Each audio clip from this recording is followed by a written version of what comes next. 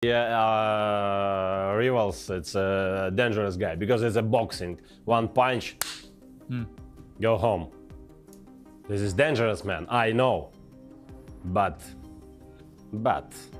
So therefore, the only way, if anyone is to beat him, is by knockout. And this isn't Floyd Mayweather boxing at 147 pounds and probably being in the ring at 155, maybe something like that. This is Oleksandr Usyk. Number 1 and number 2 in these defenses. Yeah. Fury perceived number 1. AJ at the time 1. Dubois number 2. He's taken, like, all right, who's the next in line? All right, I'm fighting him. Yeah. That's the way he's doing it. Oleksandr Usyk playfully mocked Floyd Mayweather in a live interview, saying he has faced the hardest opponents in his career and still come out on top. He added that even now, at this stage, his legs are stronger than Mayweather's. His words weren't just a joke. They showed his elite fitness and the tough Don't be afraid. Good evening, hope you're enjoying our Monday night football coverage. Oleksandr Usyk, not a bad striker in his time. Thierry and Jamie are in studio. If you were fighting Thierry Henry, how would you get inside of his head? Yeah, Terry is great player, but hey, Terry, my legs be better with you. Terry, don't be afraid. My legs better. What'd you make of that? Sometimes you have to stay in your lane, and I will stay in my lane. As Oleksandr Usyk nears the end of his career, just 2 fights remain before he retires. This has built massive excitement in the boxing world. Fans, analysts, and fellow fighters are watching closely to see his next move. After such a legendary run, his next opponent will share the spotlight. The hype is huge, with boxing fans eager to witness how a true legend. From Usyk that he's got 2 more fights in the bag at this point, that you reckon, yeah? I interviewed him before. I sat down with him and had a chat with him before the Dubois fight. And yeah, he was just like, I've got 2 fights left. So he's never fought in the Ukraine, he's never fought in his home country, or defended his title, I should say. So that's got to be on his wish list. I would imagine so, but with what's going on in this country, Yeah. which is just a disgrace, it's Yeah. still going on. That's not going to happen anytime soon. Anytime soon, no. But hopefully we'll get some peace there, and then maybe he will get Yeah, the chance I'd to. love to, yeah. I'd love to see peace in his country and for him and his family. And that would be an amazing event. As Oleksandr Usyk nears the end of his legendary career, the WBO has mandated he defend his undisputed heavyweight title against interim champion Joseph Parker. Both camps have 30 days to reach a deal before a purse split is applied. The fight is quickly gaining buzz, fueled by Parker's impressive wins over Deontay Wilder and Martin Bacol, earning praise from fans, analysts, and legends like Lennox Lewis. Promoter Frank Warren backs the match. My gut feeling is that Joseph Parker fights for the WBO belt, but he doesn't fight Oleksandr Usyk. He fights the next man up. I haven't got the list in front of me, so I don't know the rankings. So I guess if you're Joseph Parker, the question is, I mean, what is it you want? Ultimately, if you want a world title shot and you think you've been blackballed from getting a world title shot or pushed to the back, then, well, here it is. Here's your world title shot. You're going to fight for a world title, right? But if you're Joseph Parker, and I spoke to Andy Lee, it isn't just a case of fighting for a world title. You want to fight the number 1 for the world title, and that guy is Oleksandr Usyk. I would have given Joseph Parker the mic. And I would like Joseph Parker, because there's a mean side to Joseph Parker. I think everyone sees the friendly side. I've seen the mean side. And I wanted Joseph Parker to say, I want my shot. You've been ducking me. All these things might not be true, but do it. Sell it. The crowd would have gone a bit wild, right? Because I think a lot of the crowd want Joseph Parker to get his shot. But that's not what happened. Jai Opetaia, a rising boxing star, has openly praised Usyk and shared his interest in facing him. He sees Usyk as not just a dominant champion, but a defining fighter of this generation. Opetaia's desire to challenge such a legend shows how much Usyk has inspired the new generation of talent. A matchup like this would be both symbolic and... I know a goal of yours is to go to heavyweight. You're giving me a little smirk. Like, is that like a dream scenario for you to fight one of those 2 guys? I would love to fight Usyk, you know, respectfully. You know, I've always been so close to him. You know what I mean? Like I was, but I was 16 years old. I qualified for the Olympics. I competed at 17, little kid, and he won that Olympic Games. Like I've always been there. You know what I mean? I've always just been. It wasn't my time yet, you know, but I feel like my time's coming. Oleksandr Usyk has created an extraordinary legacy by taking on the toughest opponents in the heavyweight division. Unlike many champions who remained in lighter weight classes, Usyk moved up and refused easy matchups, instead seeking the hardest challenges. Experts call this step not just bold, but historic. His 2 wins over Tyson Fury, once considered nearly unbeatable, stand is by knockout. And this isn't Floyd Mayweather boxing at 147 pounds and probably being in the ring at 155, maybe something like that. This is Oleksandr Usyk, who is fighting big men, sometimes giving up 40-pound weight advantages. And unfortunately, that does mean that if Oleksandr Usyk goes on for 4, 5, 6 more fights, of course, he is going to be defeated, in my opinion. But I would love that to not be the case. I would love it to not be the case. What I would love to be the case right now, as a boxing fan, is Oleksandr Usyk to walk off into the sunset. I think he's proven everything that he could possibly prove. And there's been debates, and especially I remember after the first few Joshua fights, there were debates over sort of Oleksandr Usyk's status compared to Evander Holyfield. What sets Usyk apart from other fighters isn't just his unbeaten record, but the way he achieved it. He didn't avoid challenges. He embraced them. Every opponent was dangerous. Every fight carried pressure. Yet Usyk delivered with skill, composure, and unmatched ring intelligence. His footwork and adaptability have helped him outclass bigger rivals, turning doubters into believers. Usyk's name now represents more than titles or belts. He's not just a champion, he's a symbol of courage and excellence. In boxing, legacies often rely on record. It's over sort of Oleksandr Usyk's status compared to Evander Holyfield. Listen, that argument, a lot of people wanted to rubbish that at first. That argument is a real argument that can be made now. Because when you look at what Oleksandr Usyk's done, remember Evander Holyfield was in a cruiserweight division that, I'm not going to say was in its infancy, but it wasn't, it wasn't the cruiserweight division that Oleksandr Usyk was in.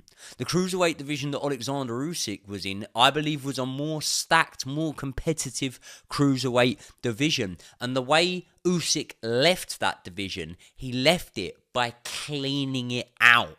The World Boxing Super Series tournament was something that actually got the best fighting the best and got the best names coming into it and entering, and we weren't really seeing that at the time. Floyd Mayweather is considered the pound-for-pound king of his generation, famous for his flawless technique, sharp defense, and undefeated record. His dominance across multiple weight classes secured his place among boxing's all-time greats. Now, Oleksandr Usyk has emerged as a worthy modern counterpart, earning comparisons few expected. With undisputed titles in multiple divisions and wins over elite heavyweights, Usyk is seen as today's pound-for-pound force. If Usyk and Mayweather ever met, even in an exhibition, it would be more than a spectacle. I think Floyd is one of the worst fighters ever. That's my hot take on Floyd. Now, let me stop trolling. Now that I got y'all baited in. I think we always say, like, oh, how great Floyd is. Well, when you really sit there and think about it, Floyd was really special. Like, when we talk about generational, it's going to be a very, very, very long time till we see Floyd. Like, Pernell was great. He was a great defensive wizard. Pernell trapped himself a lot. He was able to find himself out of his own traps. Pernell would give up outside lead foot position to a lot of big punchers, and he was still able to be elusive and get away. That's impressive. Floyd would sit on the ropes against guys like Canelo, Pacquiao, De La Hoya, Cotto, and either evade every shot or get away. Generation, like, Floyd is crazy. He's not my favorite fighter. He's far from my favorite, but I think he's the best pound-for-pound fighter of all time. I don't think there's much debate for it. Did Floyd fight everybody he was supposed to? No, we got to be honest. He just didn't. Most people don't. Did Floyd fight everybody at their best? No, that's impossible. Was Floyd the most slippery, defensively sound, technical boxers of all time? Hell yeah. Like I said, I'm not the hugest Floyd fan, but I just sit here watch him dominate my boy Canelo. You guys know Canelo, he's one of my favorite, but God, Floyd, different type of boxer, We hated him when he was here. I kind of miss Floyd now. Floyd's legacy is built on precision and control, while Usyk's is defined by movement, pressure, and sharp thinking. Usyk's career has been shaped by hard fights and steady growth, never taking the easy path. While Mayweather showed perfection and finesse, Usyk thrives in high-risk battles. His dominant win over Daniel Dubois proved what fans already knew. He doesn't just win, he wins with intelligence.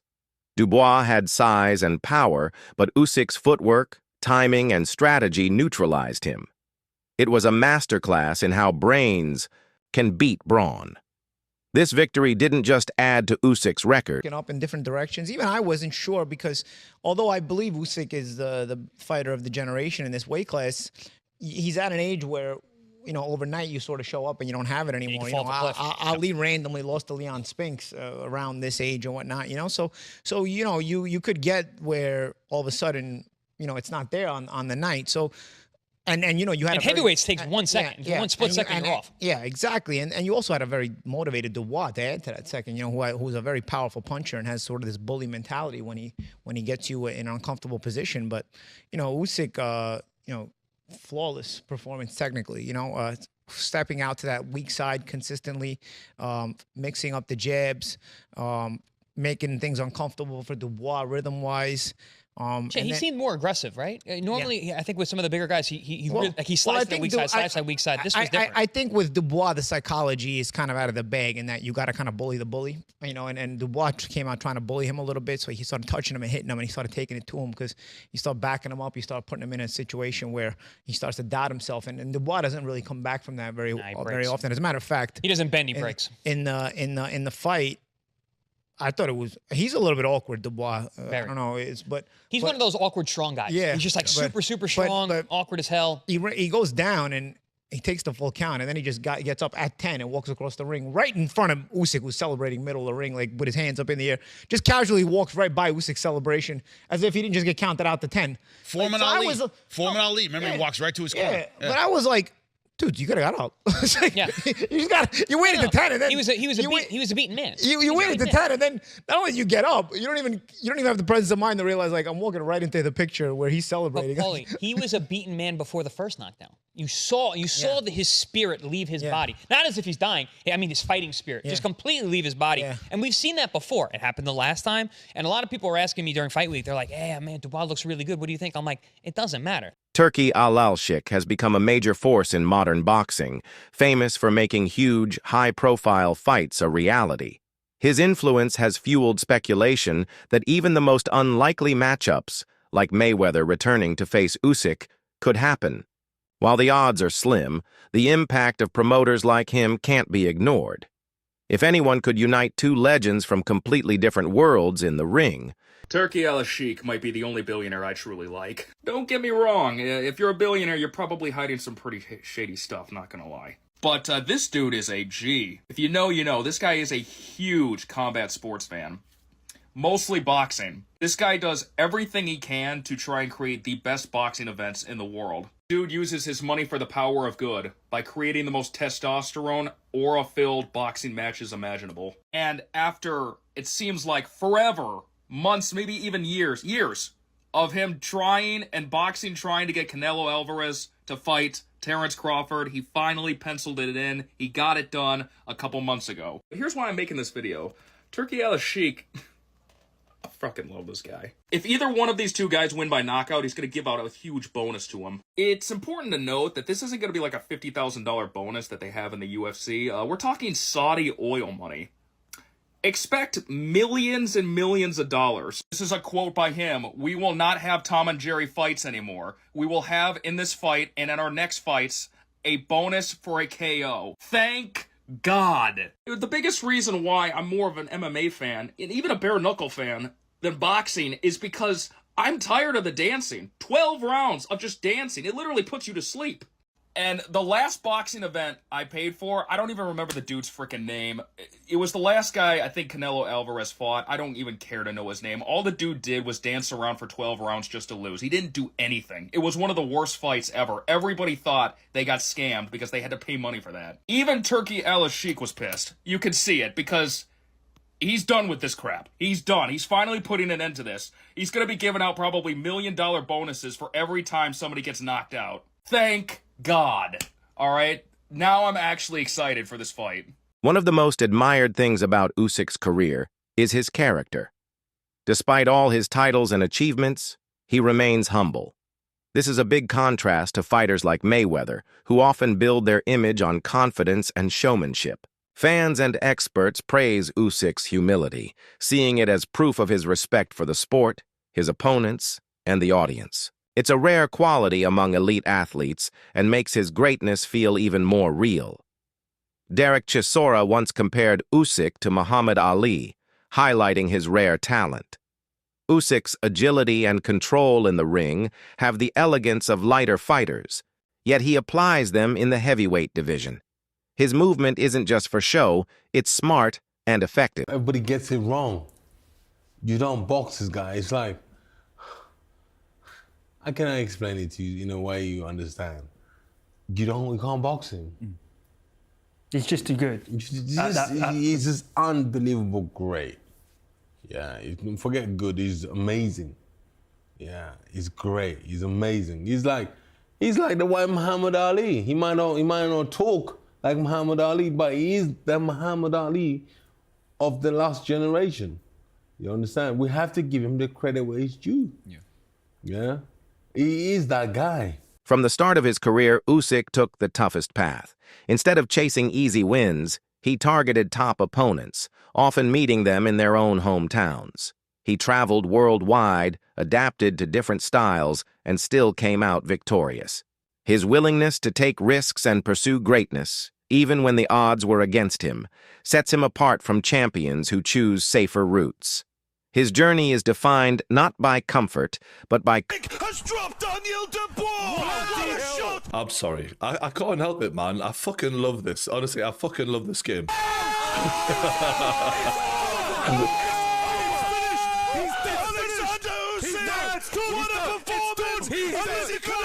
He's missed it! It's over! It's over! The greatest of all time! Fuck me. I'm sorry for going on like a lunatic, right? But it was unbelievable. And it's funny how this fight all came about, right? The controversy in the last fight, which for me was never controversial. It was a low blow, simple as that. And I don't think we've ever seen Oleksandr Usyk ever look for an easy way to win. In fact, I think of all the fighters on planet Earth, he is the one who takes the hardest road to win. There's no tune-up fights for Oleksandr Usyk. It's the biggest fight in a heavier weight than he should even be fighting at, and he makes life harder for himself, not easier. And I think he has proven his character time and time again. But yet he was accused of not being, a real Christian because he was a cheat. He was accused of deserving an Oscar because he was a play actor and robbing Daniel Dubois of what should have rightfully been his, which was a world title. And after the Tyson Fury fight, Daniel Dubois stepped in the ring and called him out. And Oleksandr Usyk immediately turns to Turki Al-Sheikh and says, Mr. Excellency, make the fight. He had no problem in setting this up. And immediately you kind of think he was in the middle of talking about his father,